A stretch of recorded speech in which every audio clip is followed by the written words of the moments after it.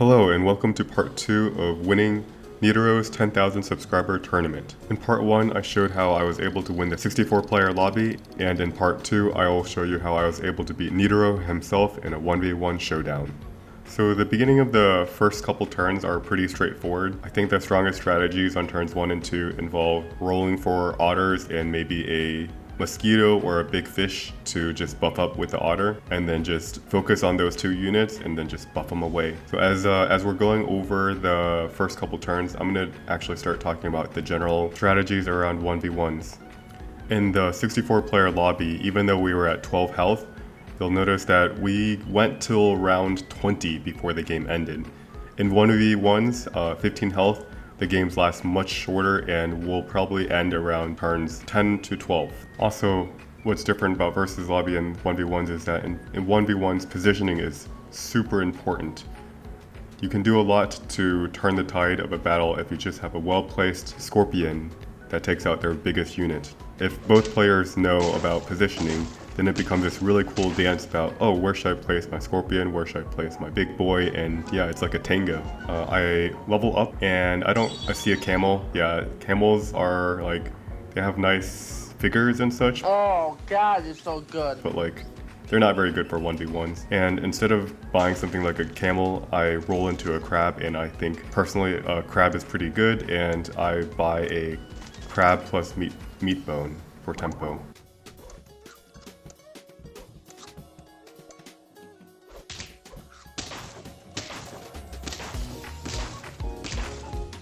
On turn 4, I decide that I want to pill the spider and see what I get.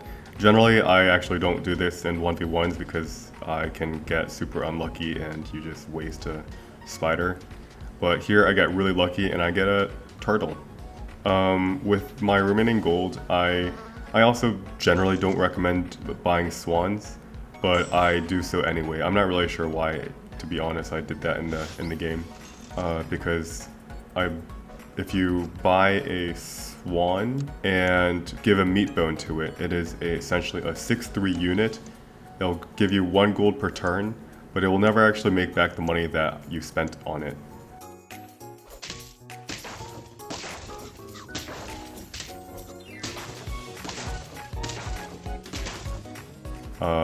Immediately, it's like a draft, very, very solid, give a bit of scaling. I was trying to think of what unit I sell for the Ox, which is a very strong tempo unit, and I just ran out of time.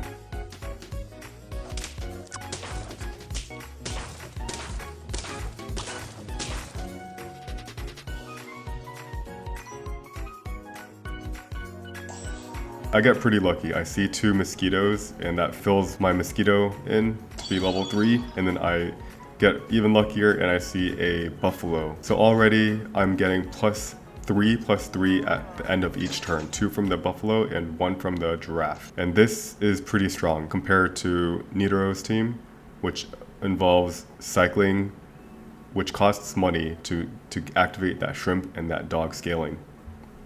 And in the fight for this round, you'll notice I switched position a little bit. I moved the mosquito into the second position because I realized that I needed something, a little small body to throw myself at your biggest first line unit in order to trade efficiently.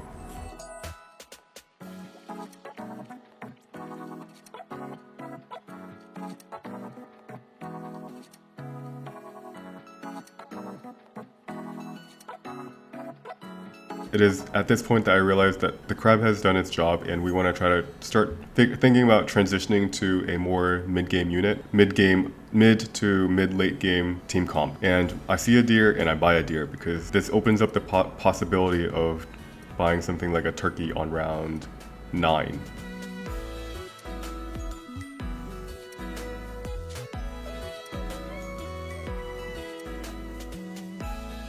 And I miscalculated. I was 1 damage shy from being able to kill that fish. 6 plus 5 is 11, not 12. I buy a deer and I roll and I just buy another deer. A level 2 deer is pretty scary. A 10-10 with chili, very strong. After leveling up, I see a cow, and this is when I decide to give up my swan in order to purchase a cow. Rabbit scaling, not great, but it is good enough for me. It's just a +2/+2 with the cow effect.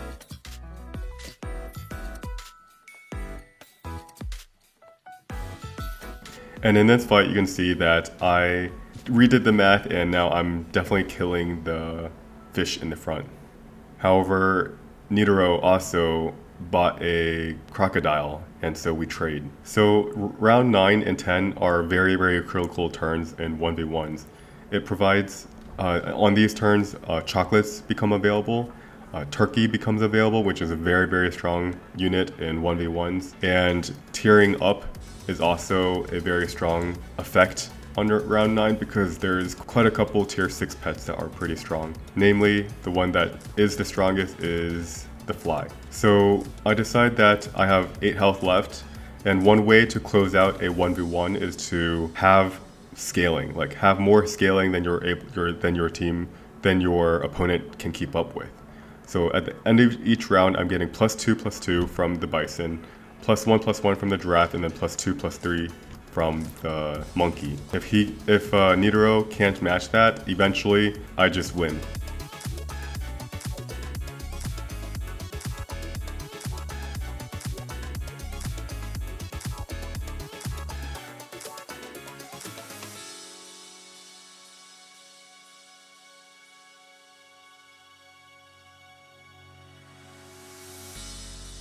I buy the bison and I get lucky, I get the fly. The fly, if we think about it, it's a 7/6 unit right here, and it will give 3/5/5 zombie flies when my units die. And so that single unit is worth over 20/20 in stats. That's bigger than any single pet that's on the board. The fly is super strong. So I'm positioning just to close out the game. I have got too much stats. I've got a very strong tier 6 unit, and Neetoro is kind of struggling to figure out what to even do.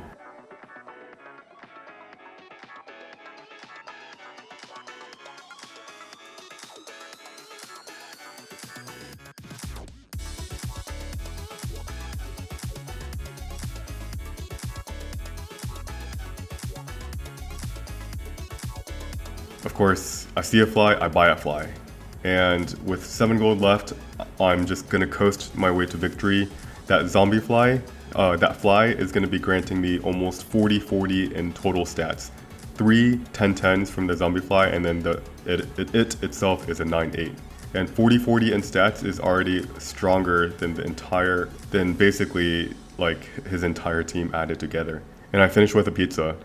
I've got 8 health left. I don't really need to sell off my monkey at this point yet until I have less health. And I'm like, yeah, I'm pretty sure I'm gonna win.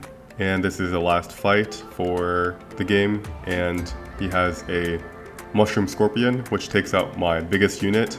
However, it's just not enough. I have way too much stats.